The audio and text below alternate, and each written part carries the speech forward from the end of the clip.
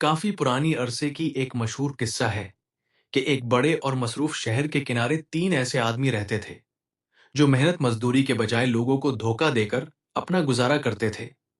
ये तीनों निहायत चालाक और तजुर्बाकार थे। उनका तरीका यह था कि वो सीधे सादे लोगों को निशाना बनाते, उनके जहन में शक पैदा करते और फिर मौका पाकर उनका नुकसान कर देते। इन तीनों को अपनी चालाकी पर बहुत गरूर था। वो अक्सर बैठकर इस बात पर फख्र करते कि वो कितने आसानी से लोगों को बेवकूफ बना लेते हैं। उनके लिए ये एक खेल बन चुका था कि कौन सा सादा आदमी आज उनके जाल में फंसेगा। एक दिन वो तीनों शहर के एक खामोश कोने में बैठे मंसूबा बना रहे थे। उनमें से पहला बोला, आजकल लोग बहुत होशियार हो गए हैं, कोई आसान शिकार नहीं मिल रहा। हमें कुछ नया और ज्यादा होशियार तरीका सोचना होगा। दूसरा मुस्कुरा कर बोला, फिक्र ना करो, दुनिया में सादा दिल लोगों की कमी नहीं, बस हमें सही वक्त और सही इंसान का इंतजार करना है। तीसरा, जो सबसे ज्यादा चालाक समझा जाता था, हल्की सी मुस्कुराहट के साथ बोला, हमें कुछ भी करने की जरूरत नहीं, बस हम एक बात को बार बार कहेंगे और लोग खुद ही शक में पड़ जाएंगे। जब इंसान अपने यकीन पर शक करने लगता है तो वो खुद अपना दुश्मन बन जाता है। ये सुनकर तीनों हंसने लगे। उनके जहन में एक खतरनाक मंसूबा तैयार हो चुका था, ऐसा मंसूबा जो किसी के जहन को हिला दे। इसी वक्त शहर की तरफ एक देहाती आ रहा था। वो एक सादा, ईमानदार और मेहनती इंसान था। उसके पास एक सेहतमंद बकरी थी जिसे वो बड़े आराम से अपने कंधे पर उठाए हुए था। इस बकरी को वो शहर में बेचकर कुछ पैसे कमाना चाहता था ताकि अपने घर वालों की जरूरियात पूरी कर सके। देहाती के चेहरे पर इत्मीनान था। उसे किसी किस्म का शक या परेशानी नहीं थी। वो सीधा रास्ता देखते हुए शहर की तरफ बढ़ रहा था और दिल ही दिल में अपने मुस्तकबिल के बारे में सोच रहा था।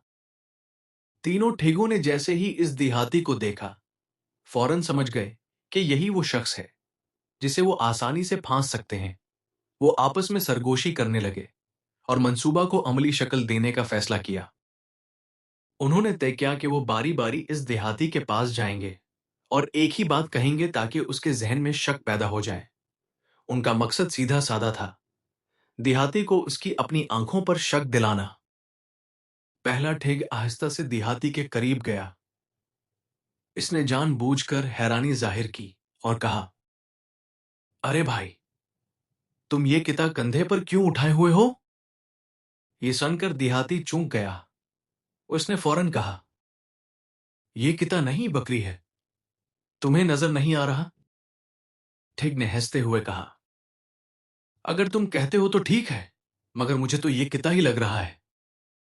ये कहकर वो आराम से वहां से चला गया, जैसे उसने कोई अहम बात ना की हो। देहाती कुछ देर वहीं खड़ा रहा।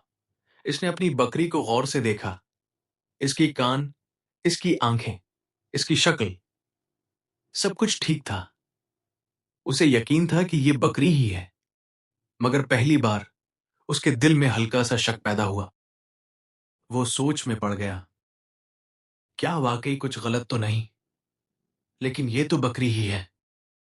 फिर वो दोबारा चल पड़ा, मगर अब उसका दिल पहले जैसा मुतमईन नहीं था। उसके कदमों में हल्की सी बेयकीनी आ चुकी थी। थोड़ी दूर जाने के बाद दूसरा ठिग इसके सामने आया। इसने भी बिल्कुल पहले वाले की तरह हैरान होकर कहा, भाई, तुम ये गंदा सा किता कहां ले जा रहे हो? अब देहाती के चेहरे पर परेशानी वाज़ेह हो गई। इसने सख्त लहजे में जवाब दिया, ये किता नहीं है, ये मेरी बकरी है।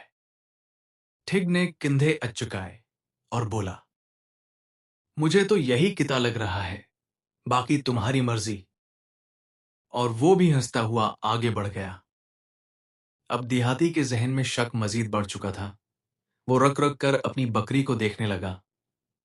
कभी वो उसके कान देखता, कभी उसकी टांगे, और बार बार खुद से सवाल करता, अगर दो लोग एक ही बात कह रहे हैं तो क्या मैं गलत हो सकता हूं? इसके अंदर एक अजीब सी कश्मकश शुरू हो चुकी थी। वो अपनी आंखों पर यकीन करना चाहता था, मगर दूसरों की बातें उसके जहन को हिला रही थीं। अभी वो उन्हीं सोचों में गुम था कि तीसरा ठिग उसके सामने आ खड़ा हुआ। इसने बहुत ज्यादा हैरानी और हमदर्दी का इजहार करते हुए कहा। अरे अफसोस, तुम इतना बुरा और गंदा किता क्यों उठाए फिर रहे हो? लोग तुम पर हंस रहे होंगे। ये सुनना था कि देहाती के कदम जैसे रुक गए। इसके जहन में एक बड़ा झटका लगा। अब उसके सामने तीन मुख्तलिफ आदमी थे और तीनों एक ही बात कह रहे थे। उसका एतमाद टूटने लगा। उसने घबरा कर बकरी को देखा, फिर उर्दगिर्द नजर दौड़ाई। इसके दिल में खौफ और शक ने जगह बना ली। वो सोचने लगा, क्या वाकई में गलत हूं? अगर तीन लोग यही कह रहे हैं तो शायद ये बकरी नहीं। यही वो लम्हा था जब उसका यकीन टूटने लगा और वो इस चालाक मंसूबे का शिकार हो गया जिसे तीनों ठिगों ने बड़ी महारत से तैयार किया था। और फिर वो हुआ जिसका उन्हें इंतजार था। देहाती ने डरते हुए, शक और परेशानी में अपनी बकरी जमीन पर रख दी और वहां से जल्दी जल्दी दूर चला गया, जैसे वो किसी बड़ी मुसीबत से बच रहा हो। इधर तीनों ठग दूर खड़े ये सब देख रहे थे। उनके चेहरों पर कामयाबी की मुस्कुराहट फैल गई थी। देहाती जब बकरी छोड़कर वहां से दूर निकला तो उसका दिल बहुत बेचैन था। वो बार बार पीछे मुड़कर देखता, मगर अब वहां कुछ नजर नहीं आ रहा था। रास्ता खामोश था और उसकी अपनी सोचें शोर मचा रही थीं। वो तेज तेज कदमों से चलता हुआ एक दरख्त के नीचे आकर बैठ गया। इसका सांस फूला हुआ था और चेहरे पर परेशानी साफ नजर आ रही थी। वो खुद से कहने लगा, ये मैंने क्या कर दिया? मैंने अपनी ही आंखों देखी चीज पर शक कर लिया। आखिर क्यों? जैसे जैसे वो सोचता गया, इसे अपनी गलती का एहसास होने लगा। वो बार बार कहता, वो तो मेरी बकरी थी। मैंने खुद उसे पाला था। मैंने दूसरों की बातों में आकर सब कुछ क्यों छोड़ दिया? अब इसकी आंखों में अफसोस था। वो जमीन पर हाथ मारकर बोला, मैं वाकई बहुत बड़ी गलती कर बैठा हूं। थोड़ी देर बाद उसने फैसला किया कि वो वापस जाएगा और अपनी बकरी तलाश करेगा। उसे उम्मीद थी कि शायद वो अभी भी कहीं मिल जाए। वो फौरन उठा और इसी रास्ते पर वापस चल पड़ा जहां से वो आया था। उसके कदम अब तेज थे और दिल में उम्मीद भी थी और घबराहट भी। जब वो वापस इसी जगह पहुंचा जहां उसने बकरी छोड़ी थी, तो उसने हर तरफ नजर दौड़ाई, मगर वहां कुछ नहीं था। ना बकरी, ना वो लोग व्यू। अब उसके दिल में खौफ और बढ़ गया। वो इधर उधर दौड़ने लगा, लोगों से पूछने लगा, क्या तुमने यहां किसी को बकरी ले जाते देखा है? मगर हर कोई लालिम था, किसी के पास कोई जवाब नहीं था। अब इसे आहिस्ता आहिस्ता समझ आने लगा कि वो तीनों आदमी आम लोग नहीं थे, बल्कि उसे धोखा देने वाले ठिग थे। इसके चेहरे पर गुस्सा और अफसोस दोनों थे। वो बोला, उन्होंने मेरे साथ बहुत बड़ा धोखा किया है। मगर वो ये भी जान गया कि सिर्फ अफसोस करने से कुछ नहीं होगा, इसे इंसाफ हासिल करना होगा। ये सोचकर वो शहर की तरफ चल पड़ा, सीधा काजी के दरबार की तरफ। उसका दिल भारी था, मगर इरादा मजबूत था। देहाती लंबा सफर तय करके काजी के दरबार में पहुंचा। काजी एक निहायत समझदार, इंसाफ पसंद और तजर्बाकार शख्स था। लोग दूर दूर से अपने मसाइल लेकर उसके पास आते थे। देहाती ने अदब से सलाम किया और पूरी कहानी शुरू से आखिर तक सुनानी शुरू की। इसने बताया कि कैसे तीन आदमियों ने बारी बारी इससे एक ही बात कही कि इसकी बकरी को किता कहा, और कैसे बार बार के शक ने इसे अपनी ही चीज छोड़ने पर मजबूर कर दिया। काजी बड़े गौर से सुनता रहा। इसका चेहरा संजीदा था। वो हर लफ्ज को समझने की कोशिश कर रहा था। जब देहाती ने बात मुकम्मल की तो कुछ लम्हे खामोशी छा गई। फिर काजी ने कहा, यह कोई आम धोखा नहीं, बल्कि एक सोचा समझा मंसूबा है। उन्होंने तुम्हारे यकीन को कमजोर किया और तुम्हें तुम्हारी ही चीज से दूर कर दिया।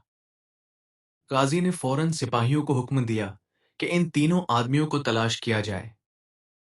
सिपाही शहर में निकल गए और थोड़ी ही देर में उन तीनों ठिगों को पकड़कर दरबार में ले आए। जब वो पेश हुए तो पहले उन्होंने इनकार किया। हमने कुछ नहीं किया, हमें नहीं मालूम ये क्या कह रहा है। लेकिन काजी पहले ही समझ चुका था। उसने सख्त आवाज में कहा, झूठ तुम्हें नहीं बचा सकता। रैब और गवाही के सामने वो ज्यादा देर न झटला सके। आखिरकार उन्होंने एतराफ कर लिया कि उन्होंने मिलकर देहाती को धोखा दिया था और उसकी बकरी ले ली थी। ये सुनकर काजी बहुत गुस्से में आ गया। इसने कहा, तुमने अपनी अकल को बुराई के लिए इस्तेमाल किया है। तुमने एक सादा इंसान को नुकसान पहुंचाया है। यह सिर्फ धोखा नहीं बल्कि जुल्म है। फिर काजी ने फैसला सुनाया, बकरी फौरन इसके असल मालिक को वापस की जाए और तुम तीनों को ऐसी सजा दी जाएगी कि आइंदा कोई भी ऐसा काम करने से पहले 100 बार सोचेगा। सिपाहियों ने फौरन हुक्म पर अमल किया। बकरी वापस देहाती को दे दी गई। देहाती की आंखों में आंसू आ गए। उसने काजी का शुक्रिया अदा किया और कहा, मैंने सबक सीख लिया है कि हमेशा अपनी अक्ल पर भरोसा करना चाहिए। दूसरी तरफ तीनों ठाइक शर्मिंदा खड़े थे। उनकी चालाकी उनके किसी काम ना आई। उन्हें एहसास हो चुका था कि वक्ती फायदा हमेशा नुकसान में बदल जाता है।